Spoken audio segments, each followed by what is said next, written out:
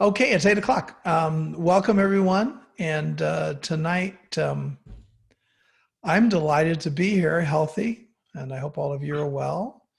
And I had them deliver some Chicago deep dish pizza from Chicago. It flew in somehow or something. It came frozen, and I killed that thing and ate it and loved it.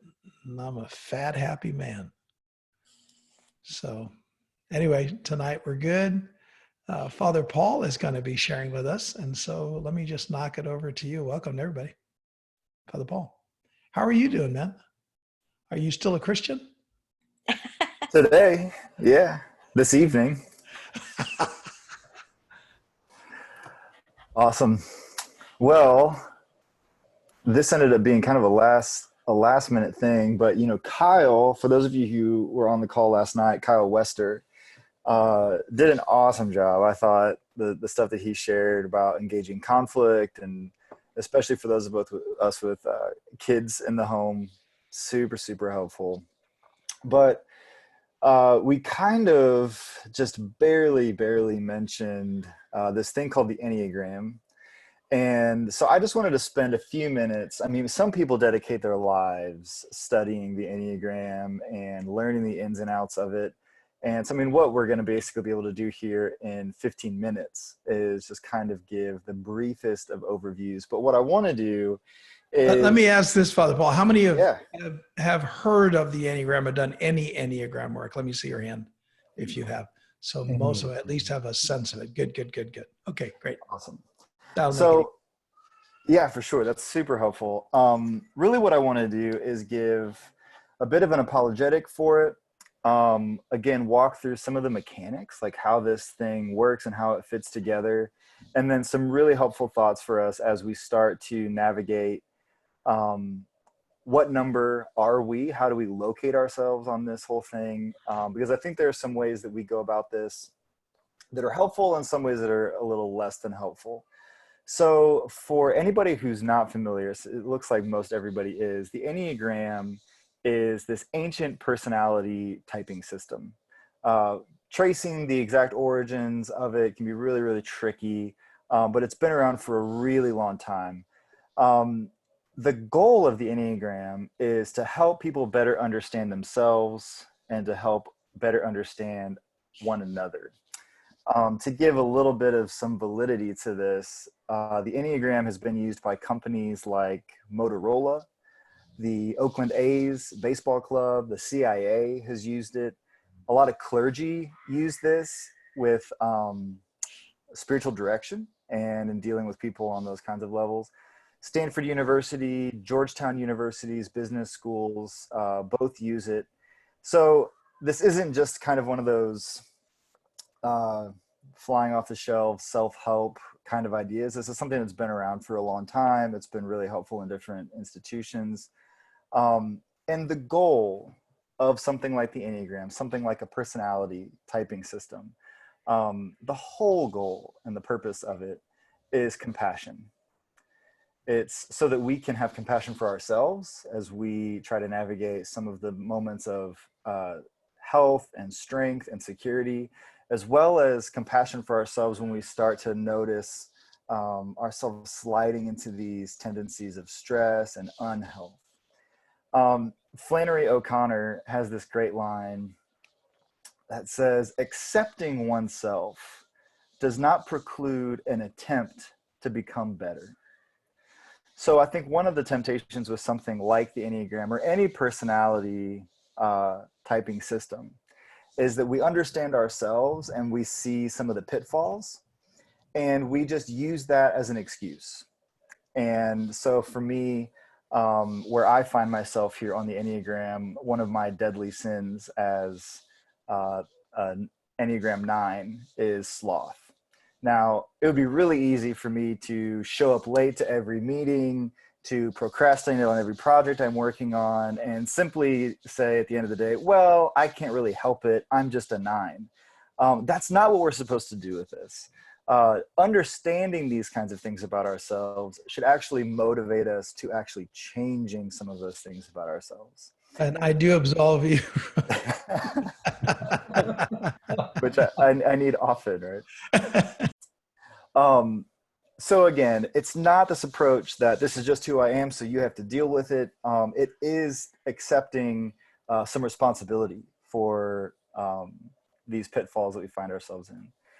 And it's also important to remember that no personality typing system is perfect. There are so many out there, whether you're talking about the Myers-Briggs test, we're talking about the 16 types test, the Enneagram. No system is perfect. What I like about the Enneagram is that it does acknowledge a fluidity in terms of our personalities. And so it's not so rigid that it tries to nail you down to one type and say, this is who you are always at all times and in all places. It acknowledges the fact that we have moments of stress and moments of security, moments of health, moments of insecurity. So all of these things factor in. I want to show you all, I know you're all familiar with this, but just for the sake of clarity, this is the Enneagram. Don't jump off the call thinking this is a pentagram. This is something different entirely. So you see these 9 numbers, and this is how the Enneagram is organized in these 9 different categories. And you see all these arrows that are flying in all different directions, and it can be a little confusing to understand, but let's just take one example and see if this helps us a little bit. So again, I'm an Enneagram 9. I'm sitting here at 12 o'clock, if you're thinking about this like a clock face. There are 2 arrows that are associated with this number 9. There's an arrow that's moving toward the 6 and an arrow that is receiving from the 3. So what these arrows are indicating are the number that I move toward when I'm in stress, which is this number 6, and the number that I receive from when I'm in strength or when I'm in security, and this is this number 3. So if you know what your number is, that's how these arrows are intended to function within the Enneagram setup here. So real quickly, let's walk through these 9 types. And if you don't know where you fall on the Enneagram, maybe even just hearing one, you might think, ooh, that kind of sounds like me. But let's start with the number 1s. The number 1s are the perfectionists. These are the people who have a keen ability to see all that is wrong in the world. And they also believe that they are the only person who can fix it. The number 2s, these are our helpers. And these people are wonderful because they tend to think that they have everyone else's needs nailed down to a T, and they tend to think that they are the only people who can really fix what it is that you need. One of the things about 2s is that they want to resist ever communicating their needs to other people. They never want to come across as though they have any needs themselves. Number 3s, these people are the performers, and these people probably get the worst rap out of anybody on the Enneagram here. These are the people who they show up and they project whatever image they feel like seems like the image of success in whatever context that they find themselves in. So like one quick example is, I think this is kind of a crude example, but as a pastor, we may try to run at some like capital campaign.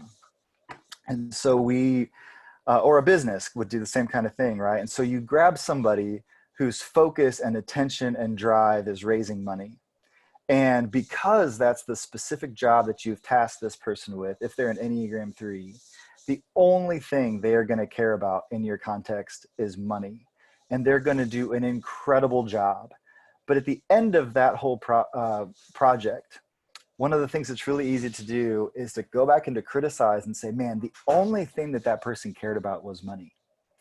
And of course that's the case, right? Because that's what they see as the image of success. That's who they needed to project to you because that's the job that you tasked them with. So I think 3s end up getting a bad rap oftentimes. Number 4s, these are the romantics or the idealists among us. These are the deep, deep feelers in our midst. They often feel misunderstood. They tend to be some of the more artistic people. as well as the people who feel the most out of place. Um, they feel Higher. like they feel like everybody else has figured something out that they don't have, that there's something missing in them or fundamentally broken in them that other people have just managed to figure out, right? The fives are the investigators. These are the people who do the deep, deep dives in whatever topic seems to interest them. They also find a lot of security in hoarding. And when I say hoarding, I don't just mean like material hoarding, like they keep a lot of possessions. They hoard things like their emotions, they hoard things like their energy, information, because they never know when they're going to have to hit this moment of actually using a lot of energy or actually using a lot of that knowledge. And so they tend to hold pretty close all of these different things. The sixes are the loyalists, and this makes up the majority of the population, or that's the assumption. And I mean, the sixes are the people who keep us all alive. These are the people who, one of their key motivations is simply fear. And so they're processing fear in an outward expression constantly. These are the people who they can be the rule followers, or they can be the people who are subverting some of the rules, right? And so they kind of keep this balance with us about keeping us safe, but also helping to drive society forward. My wife is a six, and I'm very, very grateful for that at times. Um, they also tend to keep pretty small circles of people that they're close to. And if you find yourself outside of one of these sixes, like circles of trust, you are out. And it's very, very difficult to find yourself back inside of some of those circles. Again, because they're loyal to their people. The sevens are the most fun people among us. These are the enthusiasts. These are all of our yes people. These are the people who are always coming up with plans for their vacations. Before that vacation is over, they're thinking about their next vacation because they hate the thought of this current vacation ending. They're constantly resisting pain is one of their key motivations. And so they chase all kinds of things, whether it's something like a trip or entertainment or whatever, to keep any kind of painful feelings at bay. The eights are the challengers, and these are some of the highest energy people in our midst. These are some of the people who are most oriented toward things like justice. They are people who do not shy away from conflict. They actually love conflict and embrace conflict. These are people who are driven by a sort of righteous anger or a righteous rage, right? And it's something that they're constantly externalizing. They can probably be one of the more misunderstood numbers because a lot of their rage and their energy can seem very contentious, even though it's a way for them to actually create intimacy with the people that they're closest to. And then finally, we have the nines, and these are the peacemakers. These are the people who they are constantly resisting conflict as much as they can. They are the most tired among us. And it's because they are not just trying to keep peace externally, where they're not trying to engage in conflict with other people, but they're also trying to keep um, conflict at bay in their own souls and in their own hearts. And so they're kind of holding up these two walls all at the same time, and it just becomes very, very exhausting. If you have someone close to you who tends to take naps very easily and very well, there is a strong chance that that person is an Enneagram 9. Um, some things to expect, and a bit on finding and understanding where you fit in this whole system. It's important that we acknowledge it's not enough to just discuss some of the basic behaviors as a way of understanding your number, but the Enneagram is really rooted in motivations. And so you can see some of the exact same behaviors happening from several different numbers, but the motivation for those behaviors is all over the shop.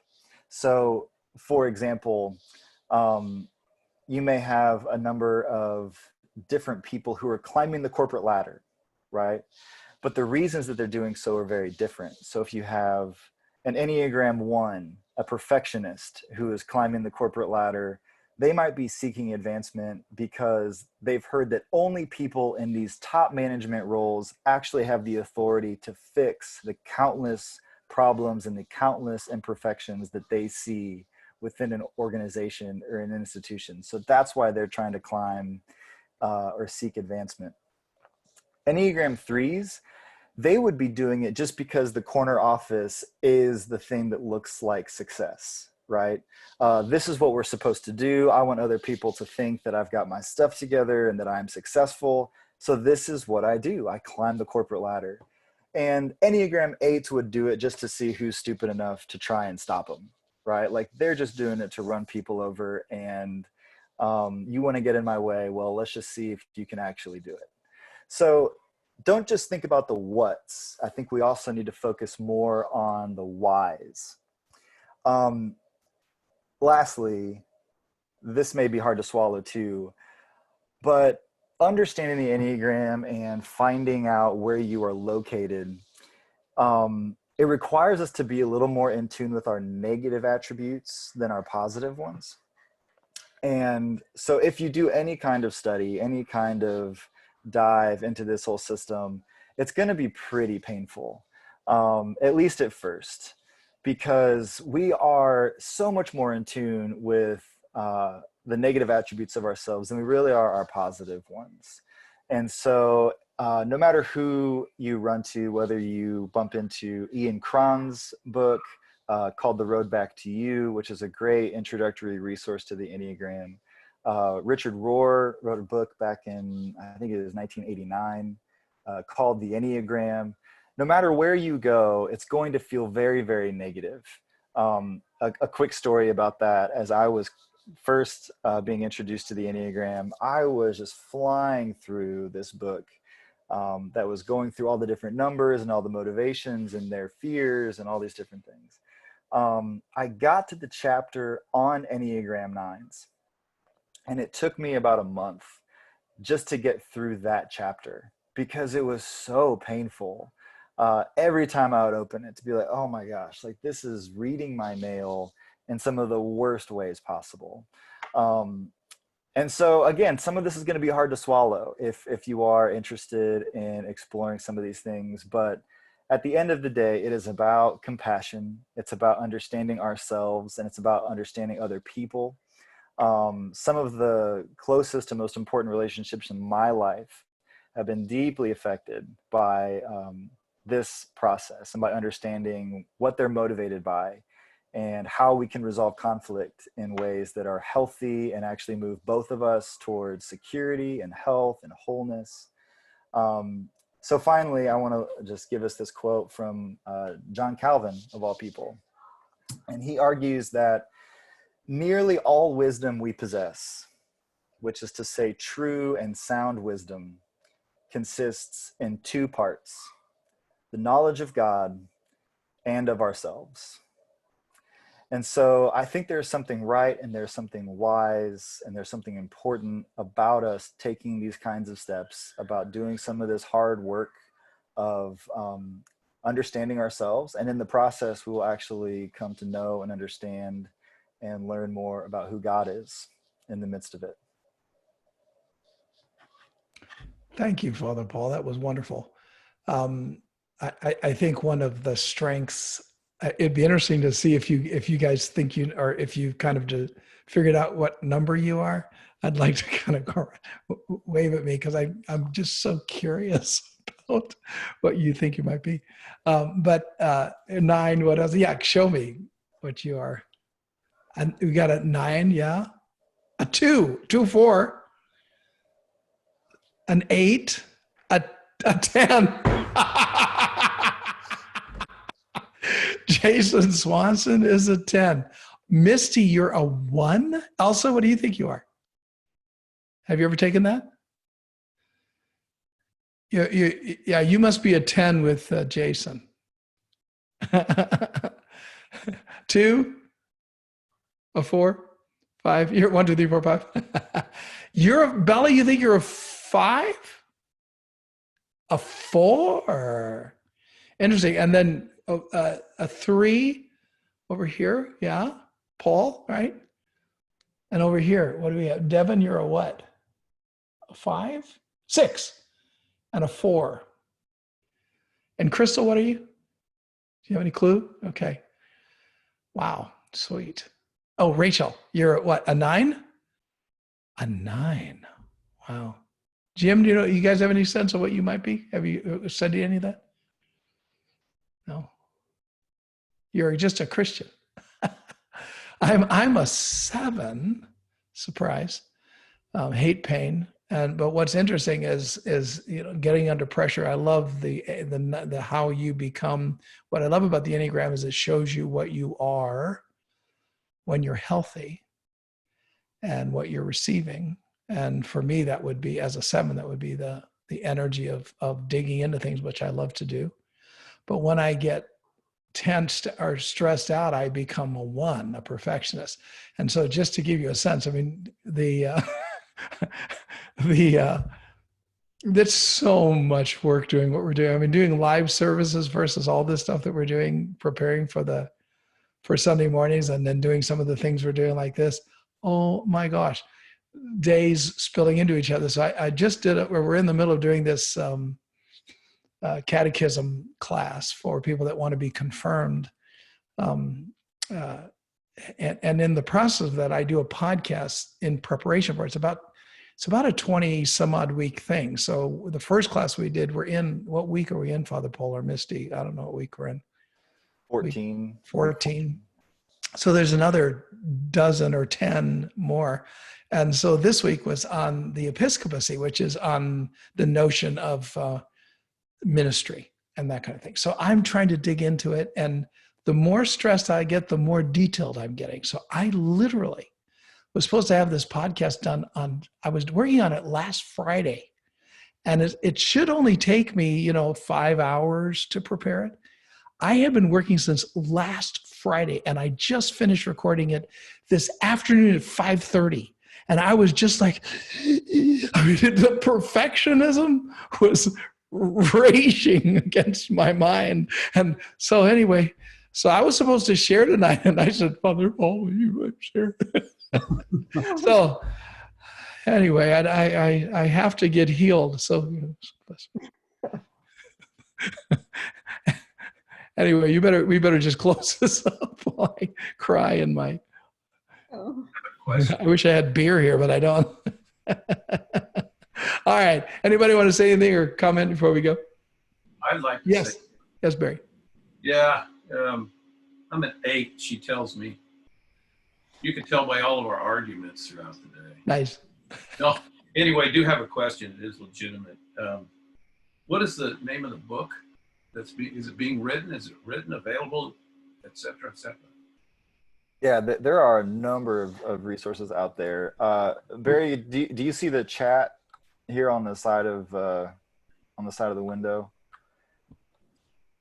I'm gonna see it down here. I've got it in multi-view here. I got to see everybody's face. Oh, for sure. There's one book called The Road Back to You. Okay. And that's by an individual named Ian Cron. Okay. It's a great introductory resource for anybody interested in the Enneagram. It gives a great overview of all the numbers, and it'll probably help you locate yourself pretty quickly. There is a book called The Enneagram, which is by Father Richard Rohr. That is a pretty intense text and goes much, much deeper and a lot more detail. Okay.